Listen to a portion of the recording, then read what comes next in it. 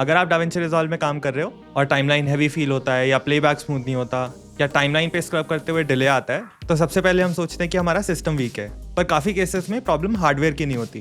Problem होती है कि हम रिजॉल्व में डायरेक्टली अपनी कैमरा की ओरिजिनल फाइल्स के साथ में एडिट कर रहे होते हैं, जो कि बहुत सारे कंप्यूटर रिसोर्सेज लेती है। और इस वीडियो में हम एक सिंपल प्रॉक्सी वर्कफ्लो सेट करेंगे जो हमारी एडिटिंग को स्मूदर, प्रेडिक्टेबल और स्ट्रेस फ्री बना देगा और एक्सपोर्ट के टाइम हमारी क्वालिटी में कोई डिफरेंस ना आए। So let's move to the screen. सबसे पहले हम समझ लेते हैं कि प्रॉक्सीज होता क्या है। प्रॉक्सी का मतलब है हमारी मेन क्लिप या फुटेज का एक लाइटवेट वर्जन जिसपे हम एडिटिंग करते हैं। हमारी क्लिप सेम होती है, टाइमिंग सेम होती है, बस फाइल लाइटवेट यानी इजी टू प्रोसेस होती है। इन फाइल्स के थ्रू हम एडिटिंग करते हैं और जब एक्सपोर्ट करना होता है तो resolve automatically original footage use करता है। और इस वर्कफ्लो में कोई क्वालिटी लॉस नहीं होता, कोई मैनुअल स्विचिंग नहीं होती और कोई परमानेंट चेंज नहीं होता। बस हमारा एडिटिंग एक्सपीरियंस स्मूथ हो जाता है। और bye the way, proxies her project के लिए ज़रूरी नहीं होती। हम प्रॉक्सीज तब यूज़ करते हैं जब हमारा कंप्यूटर प्लेबैक करने में स्ट्रगल कर रहा हो, या फिर हम 4K, 6K, 12K फुटेजेस के साथ में काम कर रहे हैं, या हमारी टाइमलाइन में मल्टीपल इफेक्ट्स, फ्यूजन कॉम्पोजिशंस या heavy titles and transitions added हो, यानी ज़्यादा कंप्यूटर रिसोर्सेज यूज़ करने वाली चीज़ें हो, तब हम प्रॉक्सीज यूज़ करते हैं। तब हम रिजॉल्व के अंदर जाकर प्रॉक्सी वर्कफ्लो को प्रॉपर तरीके से सेट करते हैं। सबसे पहले हम स्टार्ट करते हैं प्रोजेक्ट सेटिंग से। रिजॉल्व के बॉटम राइट कॉर्नर में सेटिंग्स आइकन होगा, जिससे हम प्रोजेक्ट सेटिंग्स ओपन कर लेते हैं। यहाँ हम मास्टर सेटिंग्स टैब्स में रहते हैं और नीचे optimized media and render cache section में आते हैं। सबसे पहले प्रॉक्सी मीडिया रेजोल्यूशन, इसको अगर हम चूज ऑटोमेटिकली पे सेट करते हैं तो रिजॉल्व प्रॉक्सी को टाइमलाइन रेजोल्यूशन पे बनाता है। यानी अगर हमारी टाइमलाइन 1080 पिक्सल्स है, फिर भले ही हमारी फुटेज 4K, 8K, 12K जितनी भी हो, तो प्रॉक्सी हमारी 1080 पिक्सल्स पे बनेगी, यानी हमारी टाइमलाइन रेजोल्यूशन पे। इस सेटिंग का एडवांटेज ये है कि टाइमलाइन के हिसाब से हमारा प्रीव्यू भी नॉर्मल रहता है और हमारी परफॉर्मेंस भी बेटर हो जाती है। बट अगर हमारी टाइमलाइन अभी भी हैवी या लैगी फील हो रही है, तो हम यहाँ से रेजोल्यूशन को मैनुअली सेलेक्ट कर सकते हैं, जैसे हम हाफ, क्वार्टर या 1/8 पे भी सेट कर सकते हैं। और यहाँ पे हम सिंपल चीज़ समझ सकते हैं, यहाँ पे हम जितना भी कम रेजोल्यूशन रखेंगे उतना ही हमारा प्लेबैक स्मूथ होगा, बट हमारी प्रीव्यू क्वालिटी भी उतनी ख़राब होगी। तो यहाँ पे हमारा सेट करने का गोल ये है कि हमारी एडिटिंग स्मूथ हो, हमारा कंप्यूटर लैग ना करे और हमारी टाइमलाइन भी प्रेडिक्टेबल बिहेव करे। अगर अभी तक ये वीडियो अच्छी लग रही है, then hit that like button, it really helps the channel grow. अब हम आते हैं प्रॉक्सी मीडिया फॉर्मेट पे और यहाँ पे ड्रॉप डाउन में हमारे पास में बहुत सारे ऑप्शंस हैं, बट मैं ये सजेस्ट करूँगा कि अगर आपके पास में स्टोरेज का कोई इशू नहीं है, तो यहाँ पे हम ProRes 422 प्रॉक्सी सिलेक्ट कर लेंगे। और इसका रीज़न सिंपल है, ProRes सिस्टम के लिए डीकोड करना सबसे ईजी होता है और हैवी इफेक्ट्स को प्रोसेस करने के लिए हमारे कंप्यूटर पे एक्स्ट्रा हेडरूम मिल जाता है। बट हमारी ProRes की फाइल्स का साइज़ थोड़ा बड़ा होता है, तो अगर हमारे पास में स्टोरेज लिमिटेड है तो यहाँ पे हम H.264 भी यूज़ कर सकते हैं। इसकी फाइल्स कंपैरेटिवली काफ़ी छोटी होती हैं, बस सिस्टम पे थोड़ा सा ज़्यादा लोड आता है, स्पेशली जब हम इफेक्ट स्टैक कर रहे हो। मीनिंग हमारी अगर स्टोरेज फ्री है तो हम ProRes प्रॉक्सी यूज़ करेंगे एंड स्टोरेज अगर कम है then we will use H.264। Next हमारी प्रॉक्सी जनरेशन लोकेशन। यहाँ पे हम अपनी प्रॉक्सीज को हमेशा फास्टेस्ट ड्राइव पे जनरेट करते हैं, क्योंकि अगर हमारी प्रॉक्सीज स्लो ड्राइव में बन रही हैं तो हमारी जनरेशन टाइम भी ज़्यादा लगेगा और कभी कभी हमारे प्लेबैक का बेनिफिट भी थोड़ा रिड्यूस हो जाएगा, बिकॉज वो slower read and right speeds पे होगा। तो बेस्ट है कि हम इसको अपनी फास्टेस्ट ड्राइव पे स्टोर करें। अब हम नीचे सेव पे क्लिक कर देते हैं। अब हमारी प्रोजेक्ट सेटिंग सेट हो चुकी हैं। अब हम एक्चुअल प्रॉक्सीज जनरेट करते हैं। इसके लिए हम मीडिया पूल में आते हैं।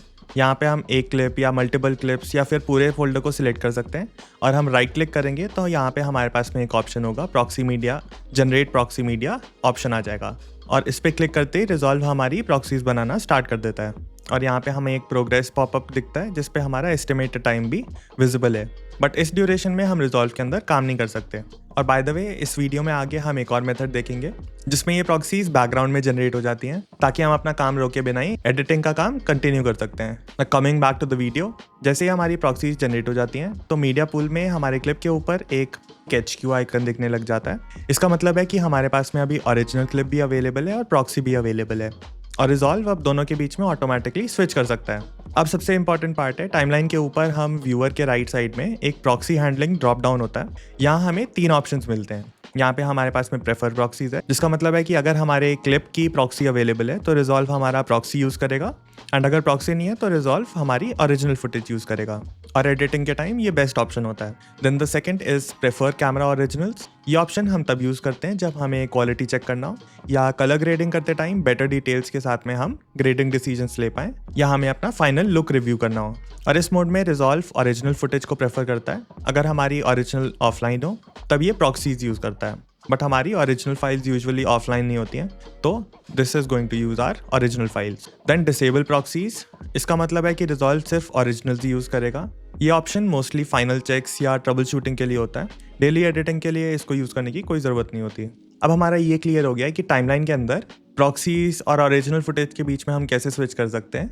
बट यहाँ पे हमें एक क्वेश्चन आ रहा होगा कि क्या हमें रेंडर करते टाइम भी कोई सेटिंग्स चेंज करनी है, एंड इसका आंसर है कि नहीं, हमें कोई भी सेटिंग चेंज नहीं करनी है।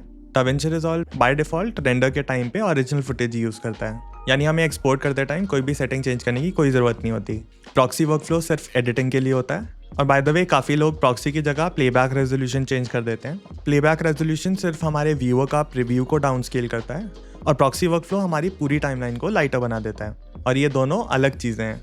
अगर हमारी टाइमलाइन हैवी है तो प्लेबैक रेजोल्यूशन से ज़्यादा प्रॉक्सी वर्कफ्लो हमारा इफेक्टिव होता है। अब तक हमने प्रॉक्सीज को रिजॉल्व के अंदर जनरेट करना सीख लिया है, और ये मेथड सेफ, प्रेडिक्टेबल और कस्टमाइजेबल है। बट इसको यूज़ करने की एक लिमिटेशन है, जब रिजॉल्व प्रॉक्सीज जनरेट कर रहा होता है तब तक हम रिजॉल्व के अंदर कोई काम नहीं कर सकते। और इसीलिए ब्लैकमैजिक डिज़ाइन ने DaVinci Resolve को इंस्टॉल करते टाइम एक सेपरेट ऐप भी इंस्टॉल की है, जिसका नाम है ब्लैकमैजिक प्रॉक्सी जनरेटर। और इस ऐप का काम सिंपल है, ये DaVinci Resolve से सेपरेट रन करता है, और इससे generated proxy files Resolve automatically detect कर लेता है। और इसका मतलब ये है कि जब प्रॉक्सीज जनरेट हो रहे होते हैं तब हम Resolve के अंदर एडिटिंग या प्रोजेक्ट सेटअप कंटिन्यू कर सकते हैं। और इस ऐप का एक और प्रैक्टिकल यूज़ है, यहाँ पे अगर हम अपने ऐप के नीचे ऐड पर क्लिक करते हैं और हम यहाँ पे अपना फोल्डर सेलेक्ट कर लेंगे जहाँ पे हमारी मेन फुटेज है, और जैसे ही हम अपने फोल्डर को ऐड करते हैं तो ये ऐप उस फोल्डर को कंटिन्यूअसली मॉनिटर करते रहता है। तो स्टार्ट दबा के हम अपने सिलेक्टेड फॉर्मेट में प्रॉक्सी फाइल्स जनरेट कर सकते हैं, और अगर बाद में हम उसी फोल्डर के अंदर कोई नया फुटेज ऐड करते हैं तो जब तक हमारी प्रॉक्सी जनरेटर की ऐप ओपन है तो वो हमारी नई फुटेज को ऑटोमेटिकली डिटेक्ट करके उसकी प्रॉक्सी फाइल्स बना देगा। और इसका फ़ायदा ये है कि हमें बार बार रिजॉल्व के अंदर जाकर मैनुअली अपनी प्रॉक्सीज नहीं जनरेट करनी पड़ती। और ये वर्कफ्लो सबसे ज़्यादा तब यूज़फुल होता है जब हमारे पास में बहुत ज़्यादा फुटेजेस हों, या फिर हम बैकग्राउंड में इसको रन करा के वो प्रॉक्सीज बनाते रहे एंड हम अपना एडिटिंग काम कंटिन्यू करें। बट इसकी भी एक बड़ी लिमिटेशन है। यहाँ पे अगर हम देखें तो प्रॉक्सी जनरेटर ऐप में सिर्फ 4 ही प्रॉक्सी फॉर्मेट्स ऑप्शन हैं। H.264 8-bit half resolution eight 1080 pixels, ये सबसे छोटी फाइल्स होती हैं और ये स्टोरेज फ्रेंडली होता है। H.264 8-bit 1080 पिक्सल्स, ये फुल HD प्रॉक्सीज होती हैं, इनका थोड़ा सा ज़्यादा साइज होता है। Then is H.265 10-bit and 1080 pixels, ये भी छोटी फाइल्स होती हैं, बट कुछ सिस्टम्स में ये थोड़ा हैवी फील हो सकता है क्योंकि यहाँ पे 10-bit कलर इन्फॉर्मेशन होती है। And the last is ProRes 422 10-bit at 1080 pixels, ये सिस्टम के लिए सबसे ईजी होता है प्रोसेस करने को, एंड इसमें स्मूदेस्ट प्लेबैक होता है। लेकिन जैसे हमने पहले डिस्कस किया था, इसका फाइल साइज थोड़ा बड़ा होता है, यानी इसमें हमें रिजॉल्व के अंदर प्रोजेक्ट सेटिंग्स जितनी फुल फ्लेक्सिबिलिटी नहीं है, और इसीलिए ये ऐप स्पीड के लिए अच्छी है बट कस्टम कंट्रोल के लिए नहीं। तो माई सजेशन इज़ कि अगर हम सिर्फ थोड़ी फाइल्स के साथ में काम कर रहे हैं या हम पहली बार प्रॉक्सी वर्कफ्लो यूज़ कर रहे हैं तो हम रिजॉल्व के अंदर ही प्रॉक्सी फाइल्स को जनरेट करेंगे, क्योंकि उसमें हमें ज़्यादा कस्टमाइजेबिलिटी है। हम वहाँ पे अपना फाइल टाइप भी सिलेक्ट कर सकते हैं, एंड हम हाफ, क्वार्टर और 1/8 रेजोल्यूशन पे भी अपनी प्रॉक्सीज को जनरेट कर सकते हैं। तो ओवरऑल पिक्चर सिंपल है। प्रॉक्सीज हमारी एडिटिंग को स्मूथ बनाता है, रिजॉल्व ऑटोमेटिकली ओरिजिनल फाइल्स को यूज़ करता है रेंडर टाइम पे, और प्रोजेक्ट सेटिंग्स के थ्रू हम रेजोल्यूशन और फाइल टाइप को भी सिलेक्ट कर सकते हैं। और हम प्रॉक्सी जनरेटर ऐप को तब यूज़ करेंगे जब हमारे पास में ज़्यादा फुटेज हो, या फिर हम साथ के साथ ही एडिटिंग स्टार्ट करना चाहते हो। एंड दैट्स वाई अगर हमारा कंप्यूटर लैग कर रहा हो या हमारी टाइमलाइन हैवी फील हो रही हो, then proxy workflow is a great solution. And by the way, DaVinci Resolve पे आगे कुछ अमेजिंग वीडियोज़ आने वाली हैं, तो subscribe to the channel. And अगर आप बिगिनर हो, then you can check out my fusion and my colour grading playlist. The links are in the description. I will see you in the next video. Peace. See the sky, see the clouds amongst the sun. See the day for everything it could be. Stop treading on that snooze button. Run.